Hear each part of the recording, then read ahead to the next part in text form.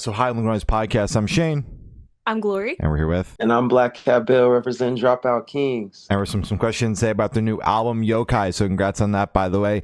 How do you guys feel about the response to the album so far? Thank you very much. It's been amazing. Definitely been our biggest release so far. I feel like this first weekend has gone really good, especially considering everything that's going on. And we weren't able to get any videos or anything out yet or nothing like that. So to just have the music out, but everybody just jamming it and really, feeling the energy and taking the time to listen has been really special. Absolutely. Damn straight. Well, we finally got to jam the record, and it is incredible. It rips so hard. Let's It's fucking go. insane. Yeah. hmm Oh, yeah.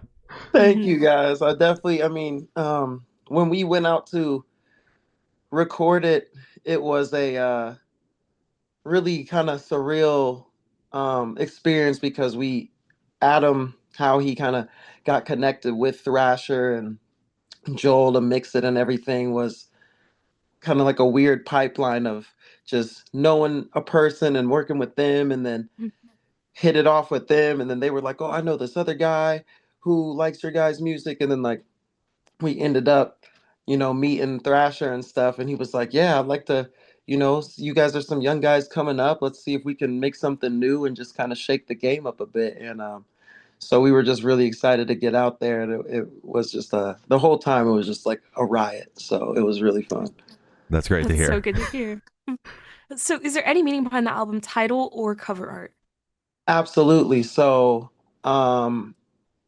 there's always layers with our stuff. Like it seems like it might be on the surface, but anyway, I guess first and foremost, yokai. So we always have Japanese kind of influence in our music. Being big anime fans and just fans of the culture in general. hmm So before we've had songs like Hakai, we've had songs like Tofu, we've had songs where we like name something after something from the East, or and we'll sprinkle in little references. But on this one, what had happened was, it's actually kind of funny. We started recording and we're doing track after track and we're like, man, oh, this is hit. Oh man, we're cooking, and we get to the song Yokai. And that was one of the ideas I kind of had, and I was like, oh, I kind of want to do like a Hakai song again, hmm but something different, and just kind of bring that vibe back because it's such a fun song to perform. Mhm. hmm And so we recorded it, did it, and Adam and our manager Larry were like, "This is our favorite one so far." Like they were just banging the demo crazy. Yeah. So we were just all vibing. And I was like, "Okay, y'all like it that much?" And then we didn't have a name for the album, so we just were like, well, we all really digging yokai, and that's like a different kind of title that'll catch people's attention. We thought so.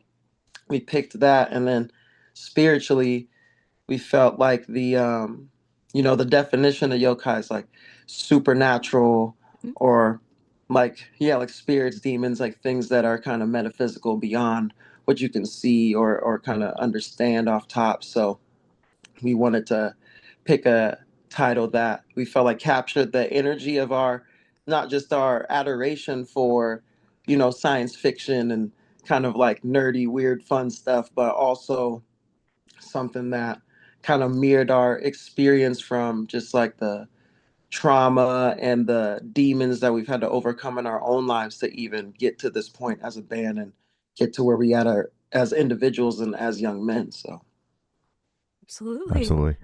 And the cover art.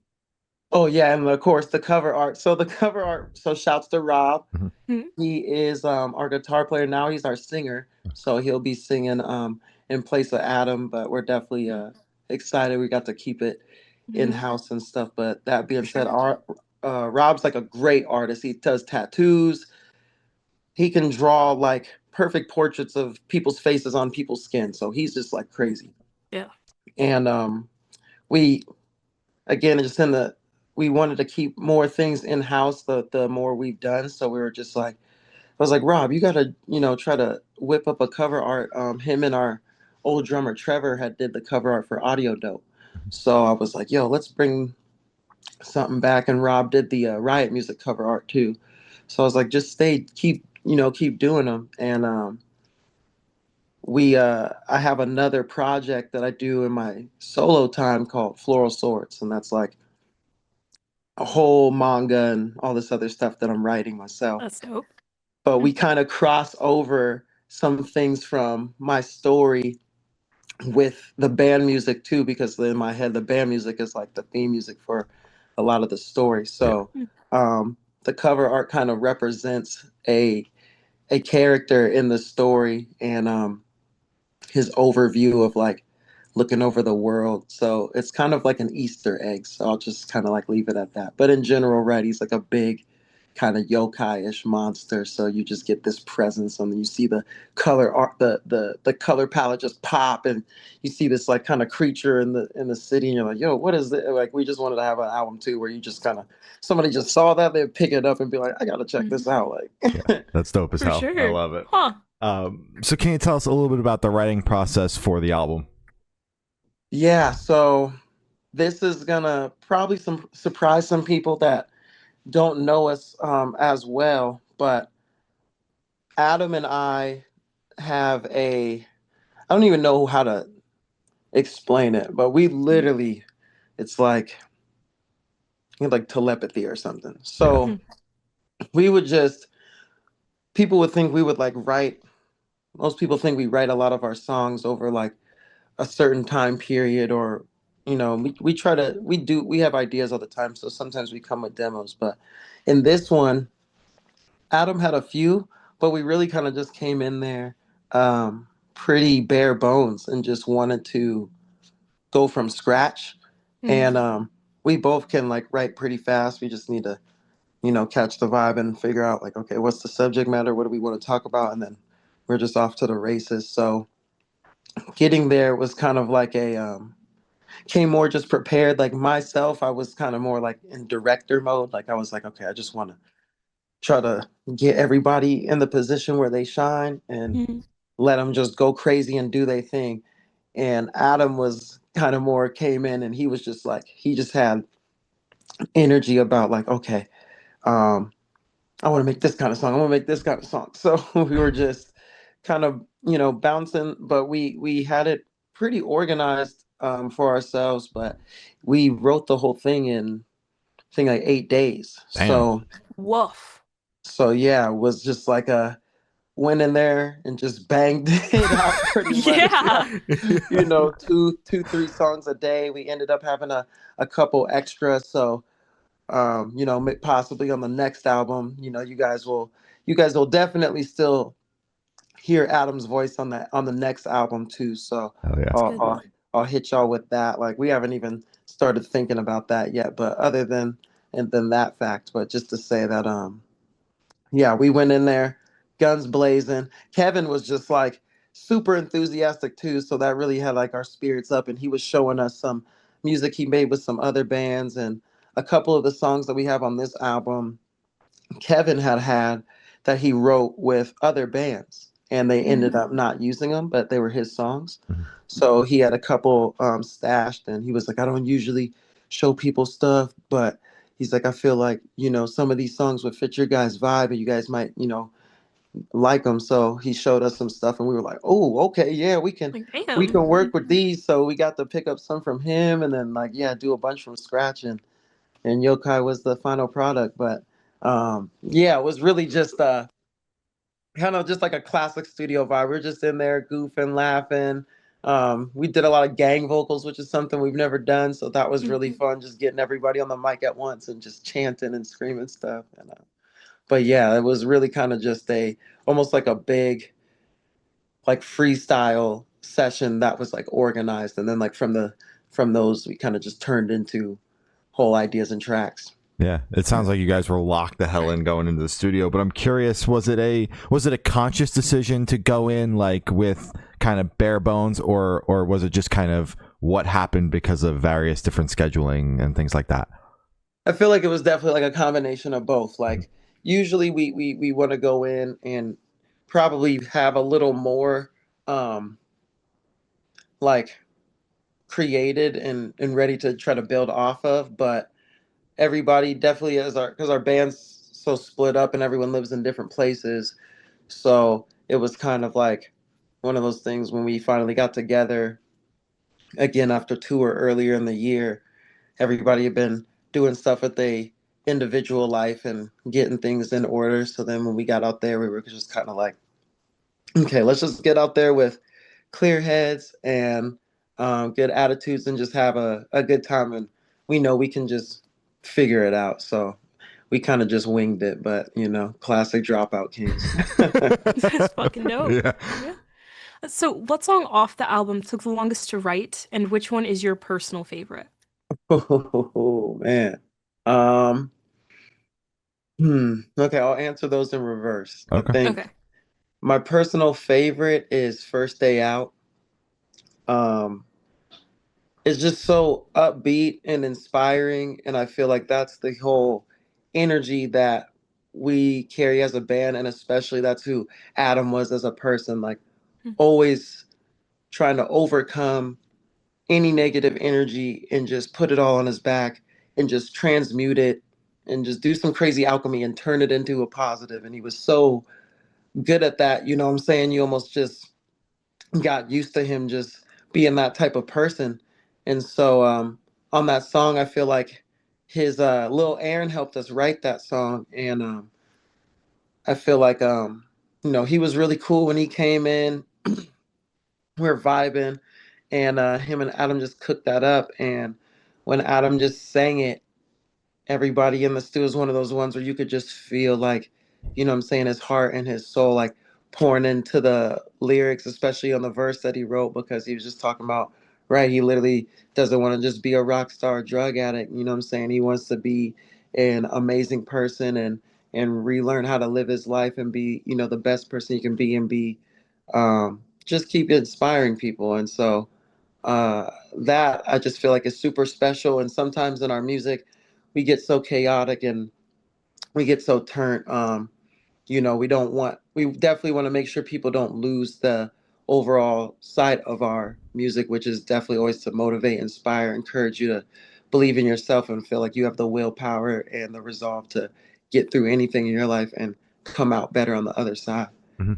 And so, yeah, that's just sentimental. It's just an amazing song. And then that was the only one I kind of struggled writing because I had just been in the mode of just spitting bars. Like I was like, I'm trying to attack people on Yeah. this album. Like I want them to feel Exactly. like pressure. Yeah. So Then you Hmm. I got to was pull like, it yeah, back we for a ain't second. playing. Yeah. Hmm. Yeah. So like when we did that one, I was like, oh man, it was just so smooth and soft. And I was like, I don't really know kind of how to approach this. And Adam and Lil Aaron were just super encouraging. They're like, bro, you got it. Like you've been cooking Aw. everything.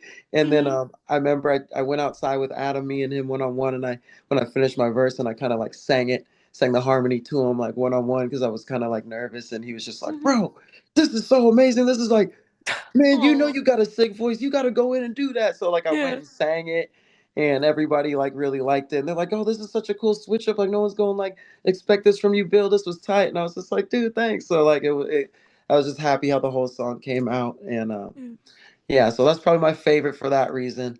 And Hmm. then the longest one that took to write, we were really just zipping through like whatever one I pick, it probably wasn't that much longer than the second, longest one. Yeah. Yeah. Yeah.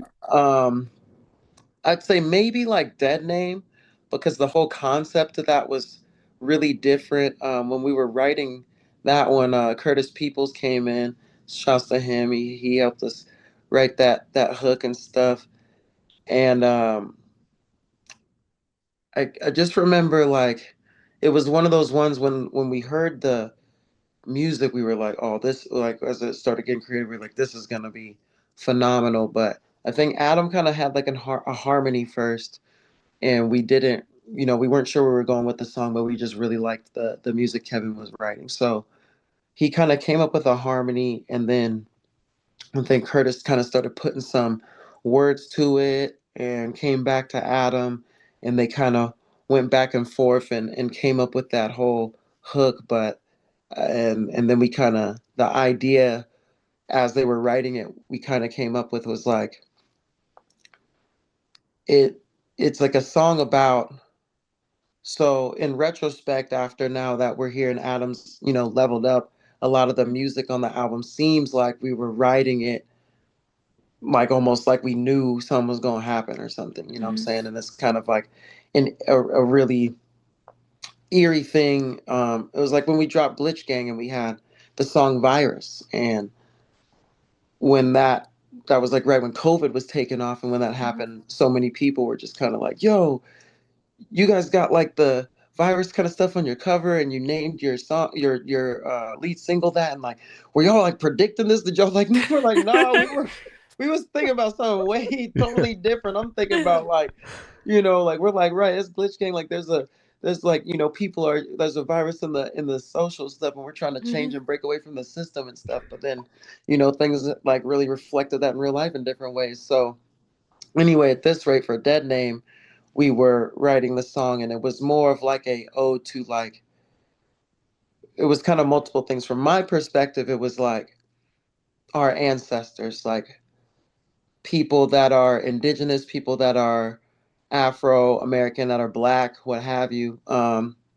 Especially from here, like our culture has created all of this music, rock, hip hop, all these things. And a lot of times we don't really get credit for it, or people may not do their history and just, get a grander understanding and scope of where certain kind of things come from. And so I wanted to kind of make a song where it was like, oh, even though, all these people that are passed away and young people might not know them, some of the older people might not even know them or say their names or mention them, not just from a music standpoint but in general, like from social violence and everything, like all these people, their energy is still here. So even if, what I'm saying, you bury them in their dead name, which in my case I was thinking of like your true name, because slaves and people was getting their names Mm-hmm. changed and their language taken from them Mm-hmm. and stuff like that. So I thought like, right, bury me in my original state on that like Killmonger Black Panther, like Yep. throw me off the ship, dog. Like, what I'm saying? We gonna rebel. And it just had that type of energy to me where I was like, that's how I felt. And that's why I kind of changed my name even to Black Cat Bill from Eddie Wells, because I felt like Black Cat Bill was a better representation of myself. And that's what I wanted to call myself. And Eddie Wells was a name given to me by a friend who at the time was an amazing thing. They were helping me out, and I'm happy that it happened. But so Eddie Wells is like a dead name for me, and some people still know me as Eddie because that's what my name was when we started the band. And so I just wanted to be like, yeah, the whole concept of the name Dead Name has a whole different resonance than I think what a lot of us just think, kind of nowadays when we focus just on the gender aspect and stuff. So I wanted to kind of shine a light and use it like that. And then I think Adam and Curtis kind of just picked up off of that and had their, own kind of psychology behind it, but also we're just like, right, like there's things from the past that we want to keep alive and keep present today. So, even if it's gone, it's also still here. Mm-hmm. And so that was kind of like the whole concept for that song, was just like, you feel like you're getting buried alive even in the present, but you go and dig out of your grave and come back a new person. But also you're going to keep the memories and the energy from those people that laid the groundwork before you, and still keep it in your work and in your mind and heart today as you move forward. That shit's so tight. Hey, thank you, yo, Powerful Yeah. as thank fuck. you. Hell Damn. yeah.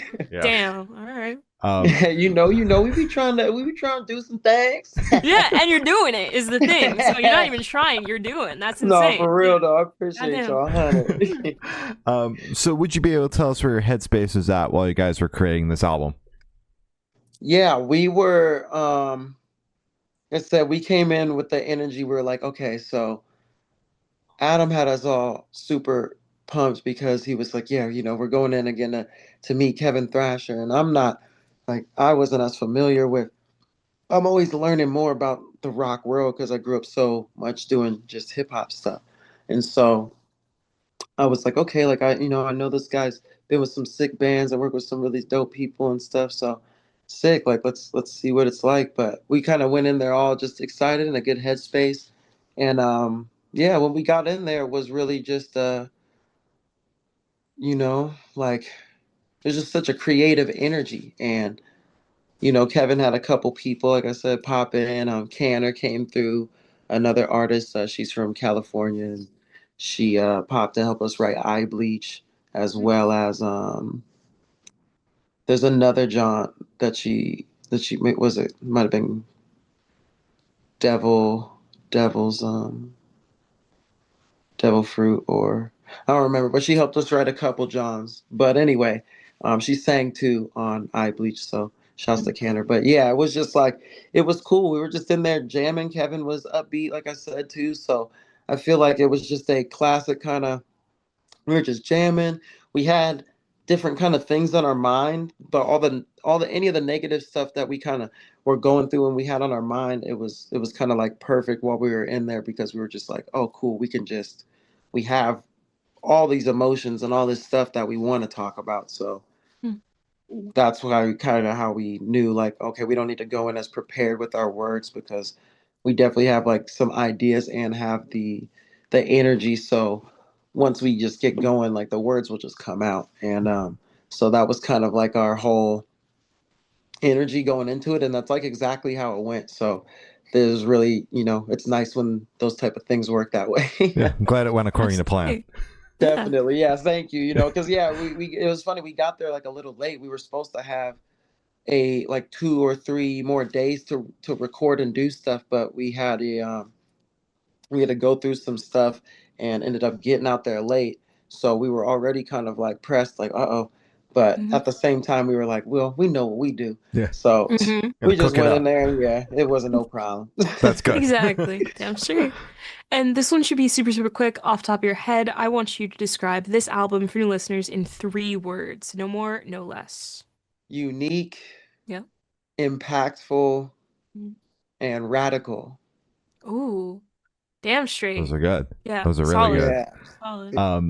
And for this last question, can you talk about any particularly challenging or standout moments during the creation of the album, positive or negative? Man, every day was just so fun in there. I think That's good. one of the standout moments, like I said, definitely with First Day Out. That was really cool. I think one of the one of the moments that I'll definitely talk about. Our manager will love this. It's really funny. One of these songs that I was saying, like, I try to repurpose and use later or something.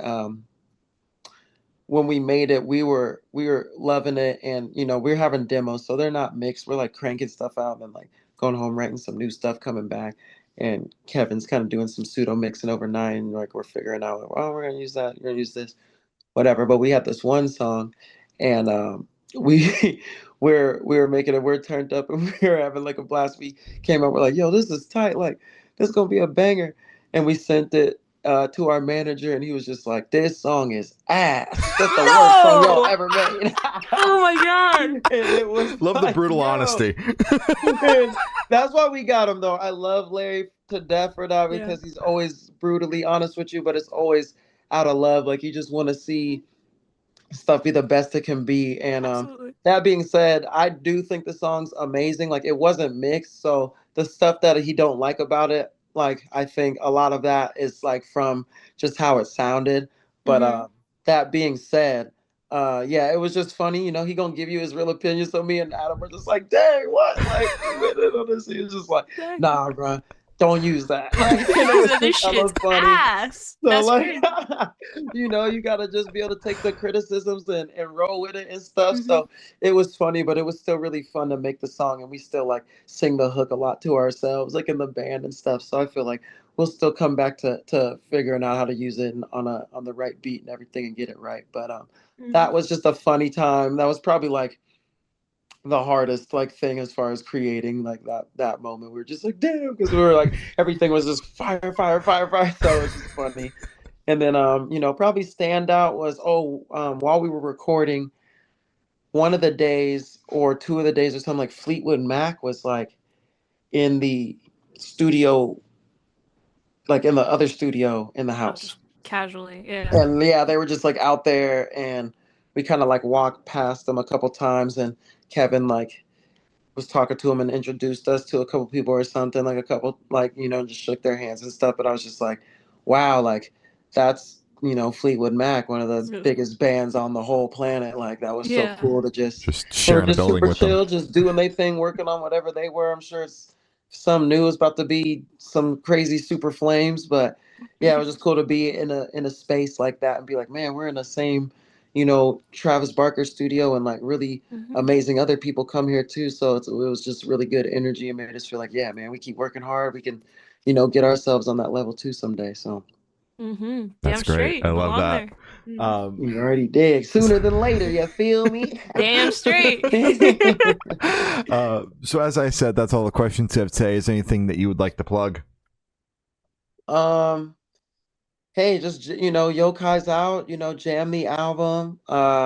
Stay tuned. We got a lot of things that we're gonna incorporate and just do for the album and just get it to the top. I just want to let everybody know again that Adam, as my brother, as my best friend and somebody that I spent the last 7 years with, just straight touring and creating with, and as somebody that this was our 10-year anniversary this year. And he was just so much more than just a amazing singer. He really was something that I really super admire about him is his just true authenticity and his genuineness. Like he was really a person that just came to you and just kept it 100, was always trying to cheer people up and making their business his business in a positive way. Mhm.